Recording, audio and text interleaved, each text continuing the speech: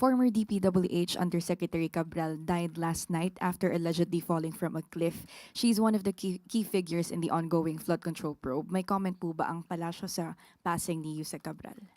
Nakikiramay po tayo sa pamilya na naiwan po ni former Yusek Catalina Cabral. At nakakalungkot po ang nangyari. Pero yun po, muli nakikiramay po tayo. Follow-up question from Darlene Kai, GMA7. Good morning, Yusek. Following the death of former Undersecretary Cabral, what is the Palace's directive on the investigations or inquiries surrounding yung mga kaso or allegations sa kanya? Sa ngayon po ay wala pong kaso. Inquiries or investigations concerning projects involving former Undersecretary Cabral. Nasa kamay na po iyan ng mga mag-iimbestiga. So sa ngayon po, wala pong kinakaharap na kaso si Yusek Cabral. Follow-up question from Katrina Domingo, ABS-CBN.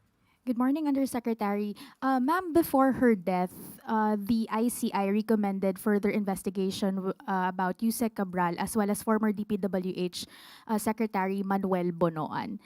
Is the executive branch tracing his whereabouts, considering that he was supposed to return to the Philippines on December 17 and the immigration says he is not yet here? Tingnan po natin, sa ngayon po ay wala pang pag-uutos patungkol po dyan. Just a follow-up question, how urgent is this issue for the palace, considering that a key witness died, another person of interest is nowhere to be found in the Philippines, and Zaldico is still at large? Okay, ginagalang po natin muna, pansamantala, ang pribadong buhay at ang pamilya po ni Yusek Cabral. Sa ngayon, wala pong pinag-uutos ang Pangulo at muli, walang kaso. At kung meron man pag-iimbis ng gagawin, bahala na po. Nasa kamay na po ito ng mga investigating bodies. As for Mr. Bonoan and Mr. Zaldico? Mr. Zaldico, meron pong red notice tayo nire-request for Zaldico. Kay Mr. Bonoan, tingnan po natin, supposed to be December 17. Siya naman po ay pribadong tao. Tingnan po natin kung merong kaso maisasampa sa kanya. So, doon na naman po siya siguro papatawag. Next question, Eden Santos, Net25. Yusek, quick follow-up lang po dun sa kay Yusek Cabral.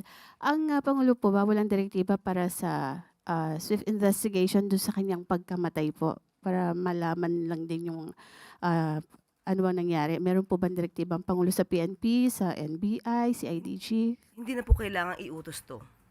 Mandato po ito ng PNP, ng SOCO. Malaman ko ano po ang nangyari.